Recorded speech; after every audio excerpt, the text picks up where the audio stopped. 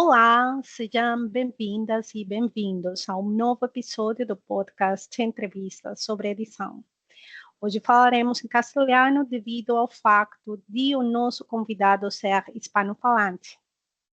De maneira que iniciaré por presentarme. Mi nombre es Laura Campos Sepúlveda, soy maestranda en crítica textual de la Universidad de Lisboa.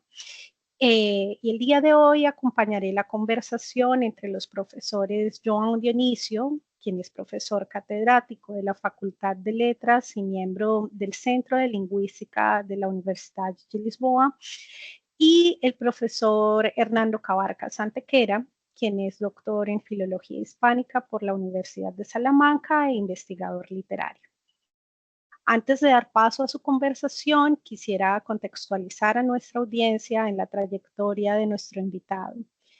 Ha sido docente y director de instituciones prestigiosas en Colombia, entre las que se destacan la dirección del Instituto Caro y Cuervo, los procesos docentes en la maestría en literatura de la Pontificia Universidad Javeriana y en la maestría de escrituras creativas de la Universidad Nacional de Colombia. Ha realizado la publicación de un número importante de obras, entre las que quisiera mencionar Don Quijote o La invención de la literatura, iconografía del Quijote y de Miguel de Cervantes en Colombia, 1900-1960, El conjuro de los libros, la biblioteca de Cervantes en la Biblioteca Nacional de Colombia, y El bestiario del Nuevo Reino de Granada. Finalmente, es preciso mencionar que ha adelantado un volumen de investigaciones en las que los preceptos filológicos han detonado el camino. Por ello, en la actualidad se encuentra en el desarrollo de la investigación Voy tocando, Invocación y Tergiversación, León de Grave, 1925-2025-1425, cuyos resultados serán presentados en breve en la Universidad Nacional de Educación a Distancia, UNED, de España. Dada esta introducción, doy paso a la conversación entre los profesores Dionisio y Cabarcas. Bienvenidos. Gracias, Laura. Buenas tardes. Y profesor Cabarcas, gracias por su disponibilidad. Yo soy João Dionisio, profesor aquí en la Universidad de Lisboa. Antes de nada, pido disculpas de mi mal español. La primera pregunta es, tengo entendido que el profesor Cabarcas ha estudiado por un buen tiempo la poética de León de Greiff, un reconocido poeta colombiano de inicios del siglo XX, mas infortunadamente no es muy conocido en Portugal. ¿Podría hacernos una breve presentación de este poeta? Por dar gracias por este espacio. Estoy verdaderamente emocionado, nervioso y contento de estar aquí. Me gustan esos ecos de las lenguas romances, especialmente. Tengo un sentimientos contrapuestos ahora cuando estoy aquí en Madrid y veo la manera como se ha norteamericanizado España al punto que los jóvenes muestran llevan en el pecho las insignias de los equipos de fútbol norteamericano, etcétera, etcétera.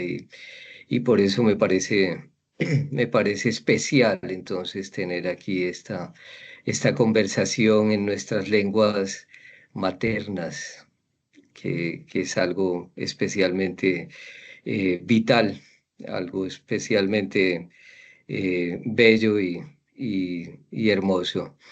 Bueno, León de Greiff es un personaje inventado. Me gusta esa palabra que en latín es el verbo inventio, porque bueno, saben ustedes que inventar es encontrar, Entonces, cuando él muere, muere en julio de 1976. Un intelectual colombiano, Germán Arciniegas, dice en el mes de octubre, o sea, 3 meses después de que el país está de luto y sigue llorando a este personaje, que es un personaje bastante complejo.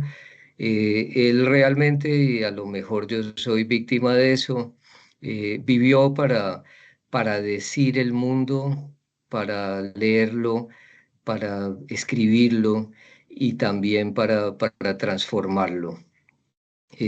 Siempre a mí me ha interesado la posibilidad de vincularme al mundo como un enorme escenario figurativo.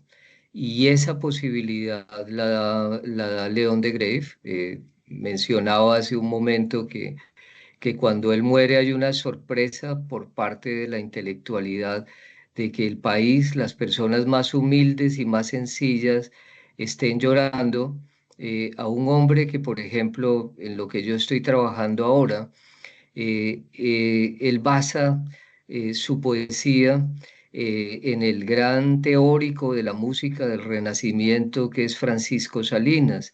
Francisco Salinas publica su libro en 1547. En el año 2000, la Universidad de Salamanca, para celebrar sus 800 años de fundación, hace una edición facsimilar del libro de música de Francisco Salinas. Y hasta antes de esta edición, de hace tan poco tiempo, pues Francisco Salinas solo podía ser leído en la edición del siglo XVI. Y entonces esto aproxima a esa tentativa de León de Grave de convertir el mundo en un texto, y accede entonces al orden literario de una manera insólita. Paralelamente, él tiene familiaridad con Francisco Salinas y también con Isidore Ducas, el autor del primer libro podrido de la literatura. León de Grave lo cita en 1918 en un relato. Él dice que sale por los caminos de Medellín, esa ciudad colombiana, y se echa en el abrigo los cantos de Maldoror de Lautréamont. Y en 1918 la única posibilidad de leer los cantos de Maldoror es en la Biblioteca Nacional de París. Y Maldoror comienza a conocerse a partir de 1927 por la edición que hacen los surrealistas. Antes de eso se había producido se había hecho una pequeñísima plaquette de los cantos de Maldoror en Bélgica, y ahí es donde surge cómo accedió León de Grave a reunir esto. Y claro, menciono esto para aludir a cómo él simultáneamente está leyendo a Fray Luis de León, a Paul Valéry, y lo que hace es tergiversar la tradición para realizar un propósito de su poética, que es la de convertir la palabra en un instrumento. Y entonces él dice que toda la música está en la palabra, y la posibilidad de que esto se realice reside en que todo depende de cómo toquemos la palabra, de cómo la tañemos, dice él literalmente. Entonces, esto lo va uniendo a medida que desarrolla su poética, lo va uniendo a conceptos muy particulares. Él alude, por ejemplo, a que su obra es multitetradimensioparamidal. Eso quiere decir que está enclavado en el cruce de los lenguajes artísticos. Entonces, hay partes de su poesía en donde uno ve en los manuscritos cómo maneja la palabra en el espacio de la página, cómo se manejan los volúmenes en el contexto de una escultura. Luego hay otro momento en donde esto lo hace, por ejemplo, en 1942.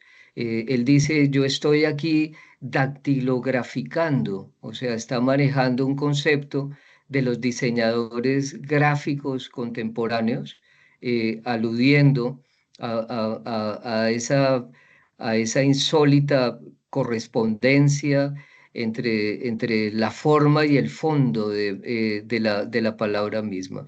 Entonces, León de Greiff lo que posibilita es una extraordinaria experiencia material con el lenguaje y sobre todo lo que convierte, lo que hace es convertir la palabra en una gran constructora de mundos y sobre todo en un gran punto de contacto entre distintas calidades de textos o entre distintos mundos. Entonces, a partir de la lectura de esta poética de León de Greiff, uno tiene revelaciones insospechadas y va encontrando que el texto, no solamente el de él, sino el texto poético realmente está en muchísimas partes y sobre todo en partes insólitas. Y claro, esto es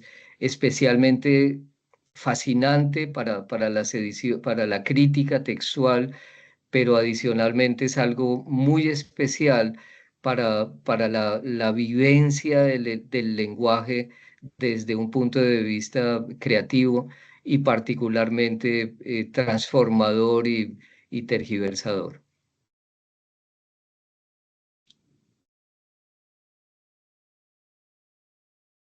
Perfecto, gracias, profesor Hernando. Quisiera comentar algo más sobre los aspectos biográficos de León de Greiff o podemos continuar con la manera como la crítica textual se vincula con el largo recorrido investigativo que ha hecho usted sobre León de Greiff. Ah, sí, me parece importante comentar cómo realmente León de Greiff, esta poética de la que he mencionado algunos aspectos, eh, está soportada en un especial sistema de comunicación que tiene que ver con la imagen del mundo medieval que le era especialmente cercana a León de Greiff. Esa idea medieval de la posibilidad de establecimiento de correspondencias es lo que lo lleva a él a tener una noción de tiempo, especialmente circular. Entonces, él tiene comunicación con sus antepasados suecos. Él es un colombiano de ascendencia sueca. Entonces, él, desde el espacio de la literatura, se comunica con sus antepasados suecos, yendo de la mano de poetas visionarios. Y lo que también posibilita ese sistema de comunicación de él es que él crea un diálogo, dice él, con los investigadores del siglo XXI. Y en muchos casos dice, yo escribo para ellos. Y hay partes en donde pone paréntesis y dice, estas son guías para los investigadores del siglo XXI. Entonces, claro, esto es un poco curioso, la manera como confronta esto con los, con los planos, digamos, del rigor estrictamente académico, pero en mi opinión un momento especialmente filológico, es el del hallazgo de un poema de León de Greiff en el sobre de una carta. Y de manera simultánea, por ejemplo, yo estoy leyendo en el momento en el que yo descubro ese sobre, donde hay un poema inédito de León de Greiff referido al Quijote. Estoy simultáneamente leyendo un programa de radio que él ha hecho, y esa revista la he escogido al azar y resulta que el programa de radio está referido al Quijote. Y es una cosa impresionante. Y eso lo estoy haciendo sobre un libro de prosa de él, en donde está hablando con Erasmo de Rotterdam. Lo está haciendo con la mediación de un poeta visionario, del poeta William Blake, y él en ese momento está comentando o sea, lo que está viendo, que están hablando William Blake y Erasmo de Rotterdam en un sueño, el León de Greiff, y es lo que cuenta en su prosa. Lo que está describiendo es el grabado de Holbein, que le da pie al capítulo 7 de La cabeza encantada del Quijote de Cervantes, en donde aparece términos, perdón, en donde aparece Erasmo de Rotterdam acariciando la cabeza de términos. Es una cosa impresionante, y todo esto que he mencionado es tener en las piernas las prosas de Greiff, en donde está haciendo la descripción del diálogo entre William Blake y Erasmo de Rotterdam, tener a un lado la revista referida al Quijote, y tener un poquito más abajo un sobre que acabo de comprar en donde hay un poema inédito referido al Quijote. Entonces, todas estas correspondencias tienen que ver con esa imagen medieval del mundo, enclavada en las correspondencias, y adicionalmente en esa cotidiana y casi que permanente textualización del mundo.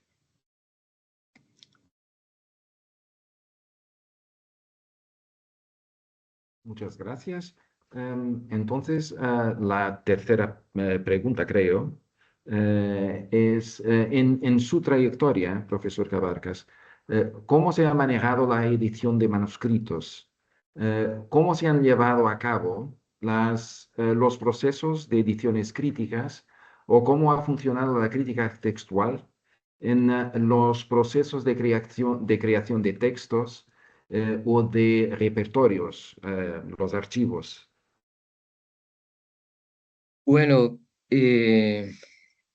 voy a, voy a ejemplificar con un trabajo diferente al de León de Greiff, si les parece, para no terminar obsesionándolos con León de Greiff, aunque ya están condenados. Si tienen este contacto, ya van a recibir ustedes, y quienes escuchen este podcast, yo les haré llegar muchísimos enlaces en donde pueden ver imágenes y tener acceso a todos estos repertorios, porque obviamente lo mejor de estos hallazgos es el momento de compartirlos, ¿no?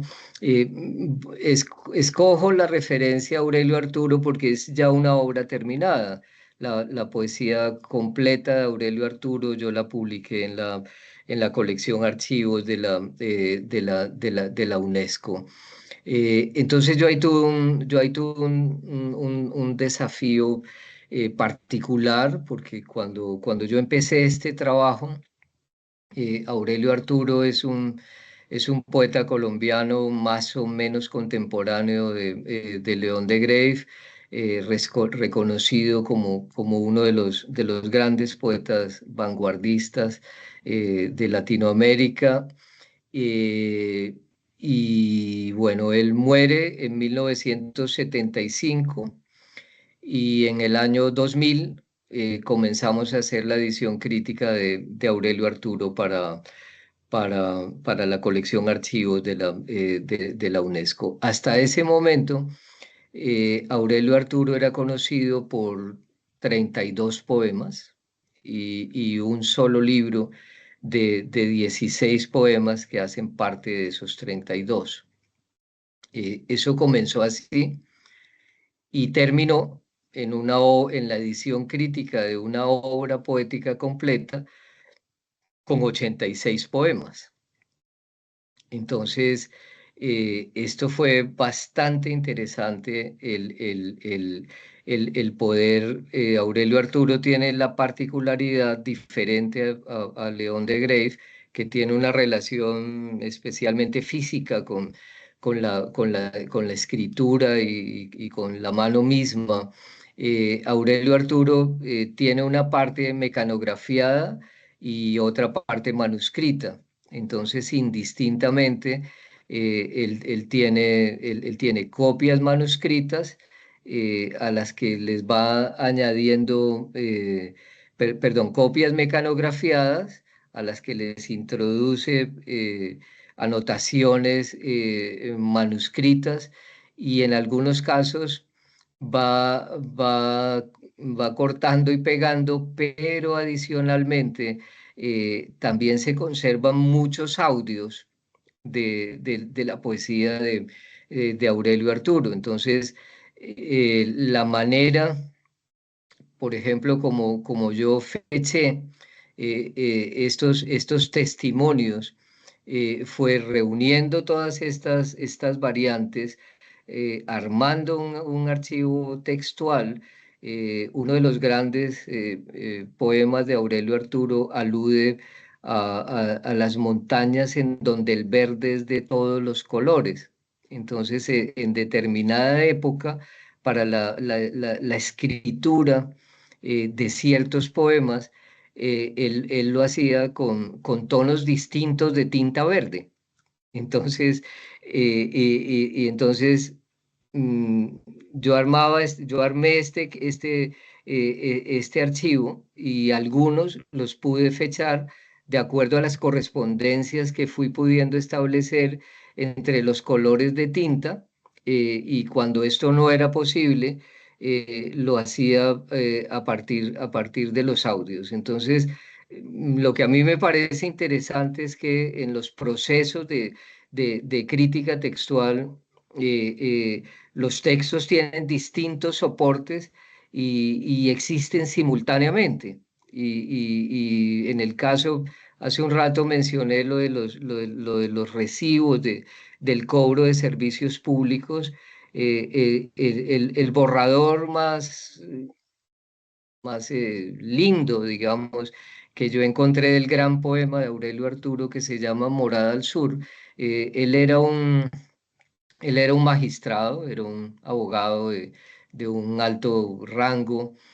Sin embargo, era una persona muy, muy sencilla. En ese tiempo, en Bogotá, los servicios públicos, la energía se pagaba en una sola parte. Todas las personas de Bogotá hacían fila ahí para pagar su energía. El recibo era muy lindo, eran tonos de sepia. Había un marciano color sepia con una pistola color sepia que activaba la pistola y en la base del rayo, todo esto en distintos tonos de sepia, en la base del rayo está cuánto debía pagar. Por detrás de ese recibo, Aurelio, en el recibo dirigido al señor don Aurelio Arturo, por detrás de ese recibo dice, ojo, ojo, escribir un poema sobre ese caballo que se oye galopar en las noches. Esa lección de caballo que se oye galopar en las noches, de las múltiples variantes que yo encontré, opté por escoger la lección de que está ahí en el recibo de luz. Entonces, esa parte de verdad es fascinante, la de toda esa clasificación, la de todo ese manejo, que yo he partido de dos principios fundamentales me imagino, de la crítica textual ortodoxa, aunque yo no sea tan ortodoxo, evidentemente, pero en eso sí, ¿no? O sea, yo he reunido todo este laberinto, si se quiere, con dos referentes fundamentales en las manos, ¿no? En primer lugar, uno no toca el texto por principio, y si lo toca, cualquier intervención de una separación verbal, de una separación estrófica, la tiene que justificar. Y el otro principio en el que yo me he basado es en el de, en el de tener en cuenta los testimonios, eh, o sea, darle valor textual a los testimonios que se produjeron en vida del poeta, o los testimonios que se pueda demostrar de una manera fehaciente que son testimonios que son textos con los que el poeta estuvo directa o indirectamente relacionado. Eh, los demás testimonios los he considerado cuando son desconocidos, cuando han sido repertorios que se han armado alrededor de centenarios, etcétera. Pero todo este manejo es muy es fascinante, y claro, a lo que he aludido es que, digamos, para mí los manuscritos tienen valor, cualquier manuscrito, digámoslo así, que tenga valor textual, su valor textual está relacionado con la posibilidad que tenga ese manuscrito de relacionarse con otros testimonios. Y eso resulta especialmente rico, así sea a veces una sola palabra, ¿no? Porque una palabra puede ser decisiva para la lección de un verso. En el caso de Aurelio Arturo, hay ediciones, la mayoría de ediciones por las que Aurelio Arturo es conocido, que se publican curiosamente con posteridad a su nombre, aparece este verso dice, y el caballo con su ojo líquido. En las versiones con valor a las que yo le di valor textual, el verso es, y el caballo con su ojo vivo.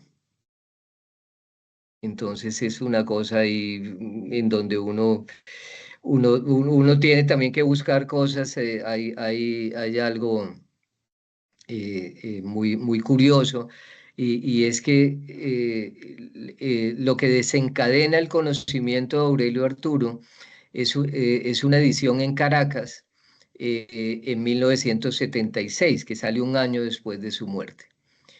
El asunto para mí era en atención a cómo uno está en la obligación de considerar todas las encarnaciones del texto, y todas son todas, ¿no? Entonces yo no podía de buenas a primeras descartar esa edición y decir que me iba a basar en una de 1963, hecha por el poeta en vida. Bueno, finalmente lo que resuelve el asunto de por qué la edición paradigmática era la de 1963 y no la de 1975, es un folleto conseguido en un mercadillo de pulgas en Bogotá, un folleto de 15 páginas de 1945, en donde se hace una lectura de poetas iberoamericanos en el Museo Colonial de Bogotá, aprovechando la condición de poetas de varios diplomáticos que están en misión en la ciudad en ese momento. Entonces ahí aparece que el gran poeta venezolano Vicente Gervasi en ese momento es el consejero cultural y él es quien publica Aurelio Arturo en 1975, porque en 1945 él escribe un artículo que yo encontré en el periódico El Nacional de Caracas, en donde amplifica la presentación que hace de Aurelio Arturo en el Museo de Arte Colonial. Y dice, algún día en la vida yo publicaré a este poeta. Y Vicente Gervasi, muy influyente como diplomático en Venezuela, reitero, es un extraordinario poeta. Vicente Gervasi en 1975 hace parte de la dirección de Monte Ávila, que es donde sale ese libro, y obviamente ese libro pues no fue nunca corregido por el poeta. Pero bueno, fíjense que he estado mencionando a lo que vale la pena y le digo especialmente si alguien está oyendo este podcast y está dudando de si dedicarse o no a la crítica textual, yo le diría, sí, sí, sí, no te imaginas toda la manera tan bella como es vivir el lenguaje corazón adentro, pero sobre todo el lenguaje de una manera creativa, de una manera maravillosa. Pienso que es el gran valor de la crítica textual. Muchas gracias. Las tareas de editar a León de Greiff y Aurelio Arturo son muy, muy grandes y difíciles. Eh, entonces, Laura y yo entendíamos que una de las bases de su recorrido investigativo fue la elaboración del concepto de arquitectura textual. ¿Podría explicarnos en qué consiste y cómo lo ha concebido? Bueno, ese término está asociado a un verso de León de Greiff en donde él dice, yo construyo mi arquitectura de términos. Un día revelaré el secreto civilino. Y a partir de ahí yo fui haciendo una mezcla de todos estos elementos de las nuevas tecnologías, porque al fin y al cabo, pues en buena medida, todo esto pues sería bastante limitado si se hace sin el soporte digital, ¿no? Entonces, en el soporte digital uno encuentra referentes de la minería de datos, por ejemplo. Y entonces yo en esos referentes de las nuevas tecnologías, con ayuda obviamente de ingenieros, pues he hecho como ciertos giros de tuerca y en vez de minería de datos he pasado a aludir a la minería de textos. Y entonces, al fin y al cabo, yo voy construyendo repertorios que es el vínculo con la arquitectura, pero adicionalmente como un arte, no solamente de construcción, sino como una opción para vivir el lenguaje. Ese es esa es, digamos, como lo que aspira a envolver el término de arquitectura textual, vinculado a lo que mencioné al comienzo del mundo asumido como un enorme escenario figurativo, como un enorme escenario textual posible de intervenir, posible de intervenir de una manera creativa, pero también con el rigor de ir construyendo los fundamentos y sobre todo desde esa perspectiva de imagen medieval del mundo, de cómo un río, por ejemplo, no solamente es un punto de comunicación entre dos ciudades, sino es un punto de comunicación entre, entre mundos diferentes. Entonces, eh, digo hicimos porque Laura participó en eso, una reconstrucción de la que pudo ser la casa en la que habitó León de Grave.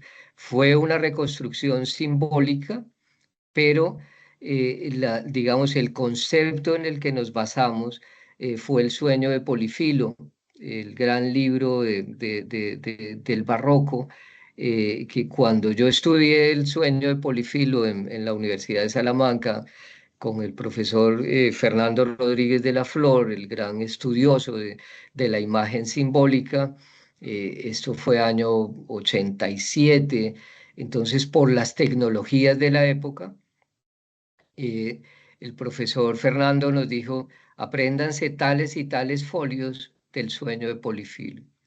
Llegamos a la parte de atrás de la Universidad de Salamanca y el profesor nos dijo, cierren los ojos y nos encontramos en la biblioteca.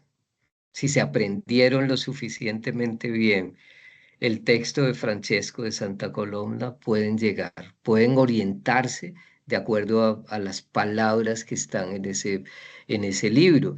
Y es algo especial porque el recorrido que hace el estudiante de Salamanca en esa parte antigua de la universidad es, es desde el suelo llegar al cielo, que es la biblioteca.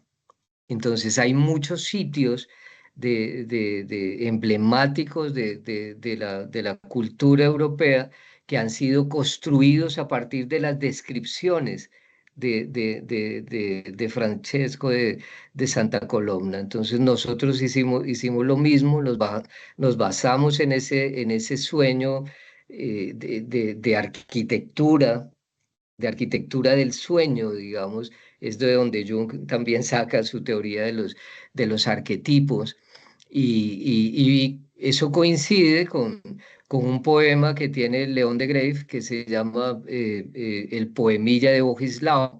Bogislao es uno de sus otros yoes, y él al final, o sea, es un poema larguísimo en donde dice aparece el sueño de no sé quién y el sueño de no sé quién, y al final él dice que él ha dejado unos sueños in vitro.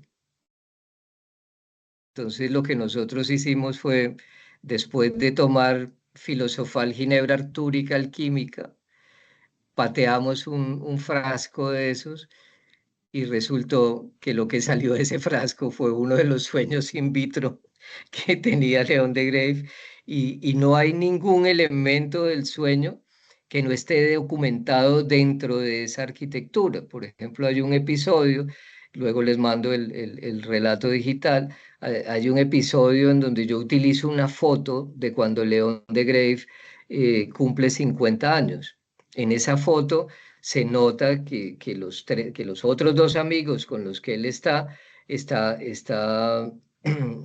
ahí esparcidos en el cuarto en donde están, hay periódicos, hay libros, entonces yo estoy soñando que estoy ahí también en ese momento, y entonces lo que hago es reunir referencias de la prensa cercanas a esos días y construyo y así es como construyo literalmente el repertorio, el archivo que estoy presentando en un relato digital. O sea, por ejemplo, hay dudas. Hay un pintor colombiano de la grandeza, obviamente no desde el punto de vista mercantil, pero sí pictórico. Hay un pintor colombiano comparable dentro de su tentativa pictórica a Botero, que es Obregón. Obregón, hay dudas de si Obregón ilustró a León de Greiff. Entonces, lo que yo hago a partir de esa foto en donde está León de Greiff es que un amigo que tiene un periódico en las manos dice, aquí hay una ilustración de la balada de los pingüinos peripatéticos y no se alcanza a ver bien la firma. Dice algo así como Obregón.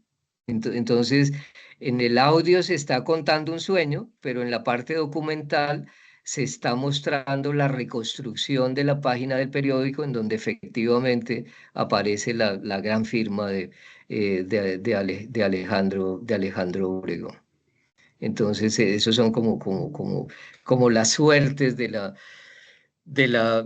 arquitectura y es, digamos, darle un sentido también en algún momento en la Universidad de los Andes en Colombia, yo fui profesor en taller de construcción, porque, porque era interesantísimo eso, porque en ese momento el director de arquitectura, Fabio Restrepo, tenía la idea o sea, trabajaba con la idea de la arquitectura como una forma de construcción. Entonces, todos los principios de la crítica textual los transportábamos a la construcción y hay una cosa afortunada para nosotros y desafortunada para el gran arquitecto colombiano Rogelio Salmona, porque él no hizo otro principio elemental y fundamental de la crítica textual, el historiar un texto antes de intervenirlo, ¿no? Él no historió él fue el encargado de construir un eje ambiental en el centro de la ciudad y él desde su perspectiva más escultórica que arquitectónica, construyó una caída de agua desde las montañas hasta un mercado del centro de la ciudad, pero por no historiar el texto que son esas calles, en algún momento de la construcción del eje ambiental, a 1,5 metros apareció un puente de hacía 100 años, y lo que se supo a partir de eso y lo que se sabía es que iguales a ese había 22 puentes. Y sobre esos puentes construyó Rogelio Salmona otros puentes que tienen el problema que el agua ahí se atasca y ese eje ambiental está condenado o está condenado a inyectarle cemento. Y lo mismo hizo con una biblioteca. La biblioteca la construyó sobre un humedal y el 90% que hay para la literatura, para la política pública de literatura en la ciudad, se pierde para inyectarle cemento a esa biblioteca para que eso no se hunda. Entonces, también eso alude a la responsabilidad que uno tiene frente a un texto, ¿no? Y al riesgo que es intervenirlo. Mencioné que 2 principios, pero hay uno tercero, ¿no? Que obvié y ahora lo digo porque es fundamental. Antes de intervenir cualquier texto hay que historiarlo, porque tiene uno la responsabilidad de que si se equivoca, comete un error comparable a ese, ¿no? A quitar el 80% de los dineros públicos destinados al fomento de la literatura en una ciudad para que llenen, para que cubran un error de uno, ¿no? Absolutamente, hay que historiar los textos. Bueno, nos acercamos de la conclusión de esta conversación, mas tenemos unos minutitos más. Me gustaría hacerle una pregunta que no estaba prevista, si posible. ¿Puede contarnos cómo fue la reciente recuperación del expolio de Greiff de una casa particular? ¿Fue qué, perdón? Si nos puede contar cómo fue la reciente recuperación del expolio de Grave de una casa particular. Sí, eso bueno, quiero aclarar que todos los actos nuestros han sido actos filológicos especialmente rigurosos, porque ese encuentro se dio en la zona del negocio de la prostitución en la ciudad. Entonces, ha habido una- unas maneras muy especiales de ejercer la filología. Y son cosas a las que aludía, ¿verdad? Como cuando uno se mete en esto de una manera como vale la pena, ¿no? De una manera apasionada, pues sin duda empieza a producirse todo eso, ¿no? Bueno, lo digo antes de responder en concreto a lo de Grave. eh, yo encontré en una subasta de recicladores en Bogotá, yo encontré un manuscrito de Calderón de la Barca de 1690. Y este es un mercado en donde uno consigue desde un botón hasta un tanque de guerra. Y aquí apareció ese manuscrito. Y ayer estaba yo en el Rastro en Madrid y al lado de un tenderete, de un toldillo de venta de aceitunas, había unos libros a 2 euros y revolví y encontré una edición facsimilar de los años 40 de una comedia de Calderón de la Barca, que si me hubiera planteado el encontrar esa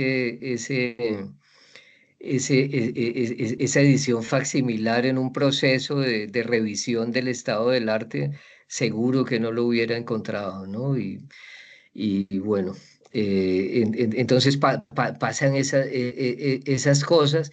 Y esto de León de Greiff, pues por un lado era una leyenda urbana. Como digo, León de Greiff muere en 1976. Es un sector de la ciudad de Bogotá que se va transformando. Y entonces en el año, bueno, se transforma y finalmente se convierte en el sitio en donde después de haber sido el primer barrio que se construye en Bogotá, a partir de un manual de urbanismo moderno. Este manual se hace en 1938 para la celebración del cuarto centenario de Bogotá.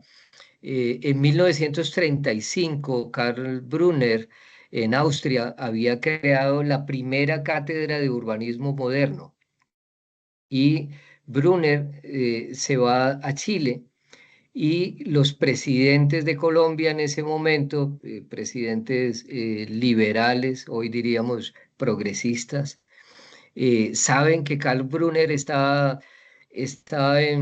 en Chile y entonces mandan por él para que organice la ciudad para los 400 años de su existencia.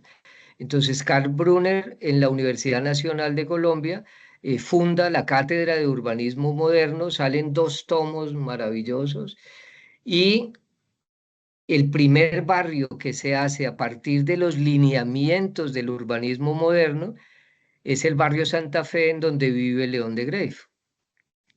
Y entonces ese barrio, de ser el barrio de presidentes, también un barrio de convivencia de distintas tendencias políticas, y eso es muy importante que lo tengamos en cuenta como el bienestar de las repúblicas depende de los diálogos, depende de los acuerdos, de tendencias distintas.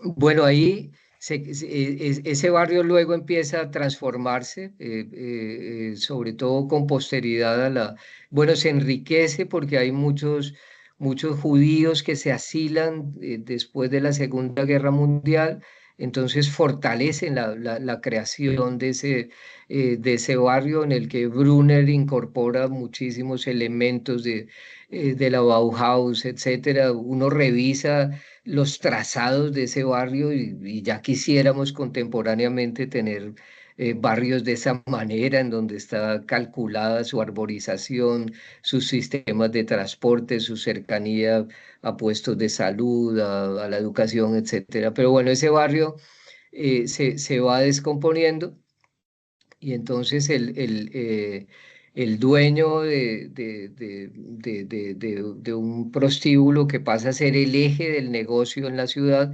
compra la casa de León de Grave. Y él, bueno, sin saber muy bien lo que había o no había ahí, porque él compra la casa con la responsabilidad de acabar de destruirla, ¿no?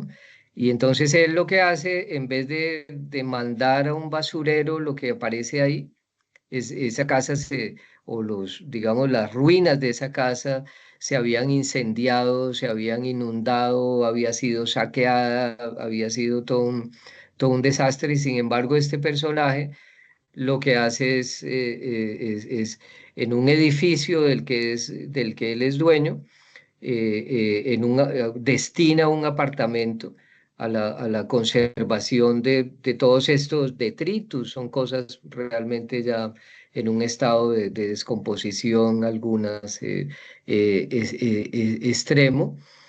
Pero se da por otra parte, León de Grave, dentro de esa forma de comunicación que él crea, él dice que en el siglo XXI, en el primer tercio del siglo XXI, va a aparecer un Tarambana que va a encontrar en un desván o en un anticuario parte de su archivo. Y esa es parte de la profecía, ¿no? La otra mitad, y lo hago porque en una parte él hace un paréntesis y él dice, si ese Tarambana no hace lo que debe hacer, yo lo mato con un control remotísimo en el tiempo. Y lo que... y lo que yo debo hacer, he entendido yo, para que León de Grave no me mate con el control remotísimo en el tiempo, es darle vida a la otra parte de la profecía, que es la de que la misión del Tarambana, si alguna tiene, es contactar a otros investigadores lelos e investigadoras lelas y artistas lelos y lelas del siglo XXI para darle vida a ese cuarto. Y lo que hay en ese cuarto yo eso lo he confrontado en distintos contextos desde la crítica textual, o sea, como proyectos filológicos de edición y de construcción de archivos. He confrontado que lo que hay ahí y lo que tenemos que activar, y es a lo que las invito y los invito, es nada menos que poner en las manos de los ciudadanos y ciudadanas la posibilidad de que cada quien se exprese con sus propias palabras.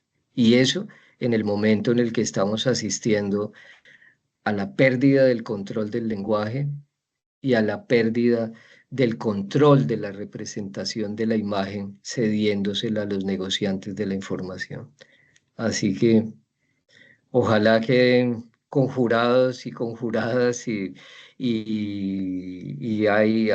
hay para todos y todas en este cuarto para activarlo con muchísimas.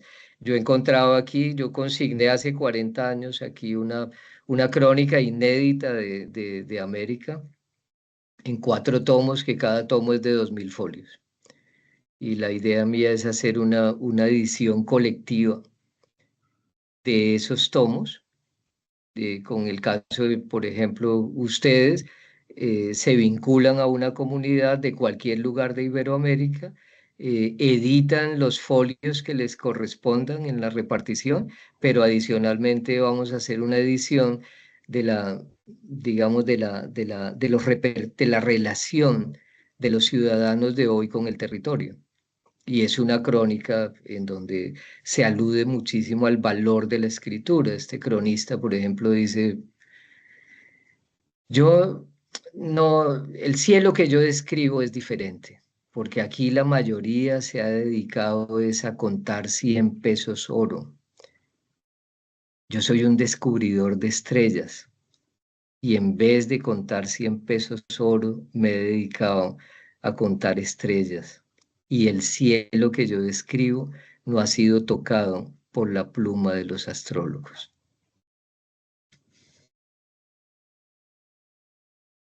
Muchas gracias, profesor Cabarcas. Ha sido para nosotros un privilegio muy grande mantener esta conversación.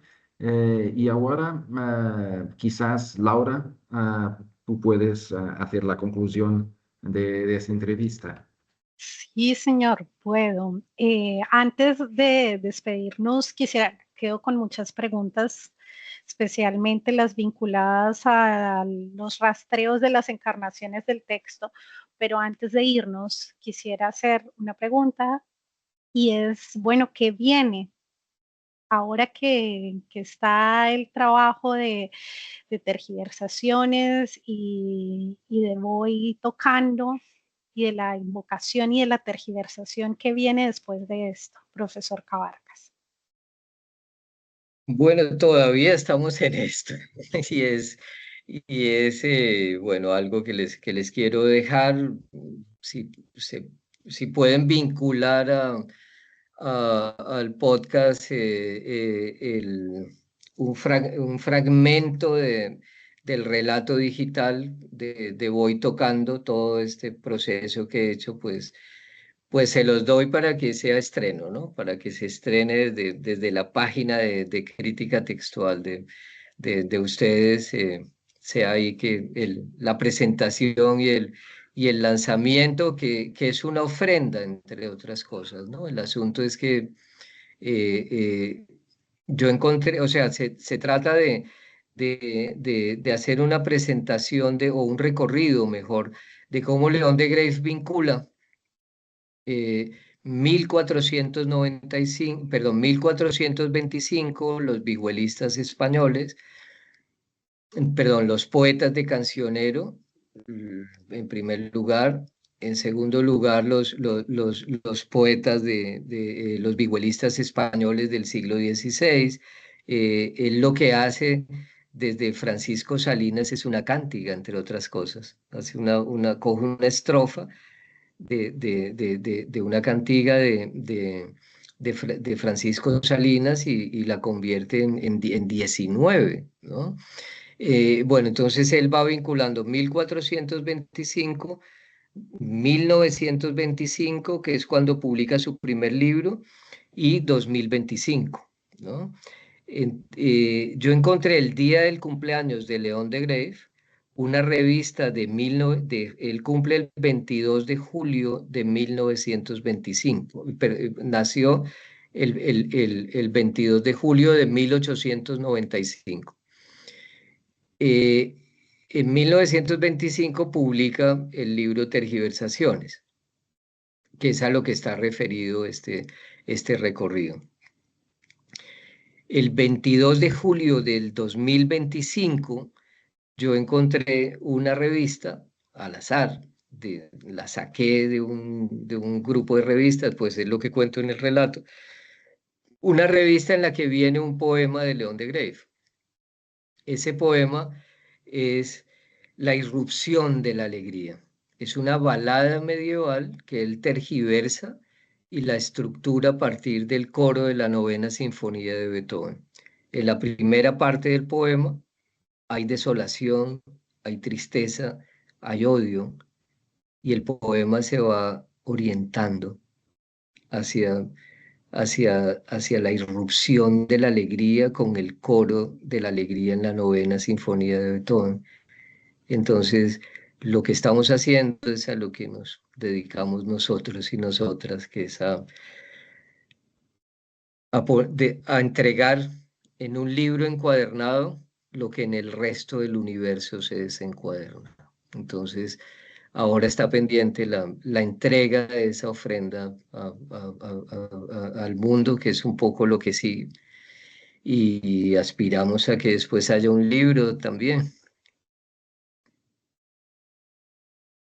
Perfecto. Que así sea. Y auguramos que la construcción de la arquitectura de términos siga por muy buen camino. Entonces, de esta manera damos por terminada esta entrega de entrevistas sobre edición. Agradecemos la presencia del profesor Dionisio, la atención del profesor Cabarcas, a nuestra invitación y, por supuesto, a nuestra audiencia. Hasta la próxima.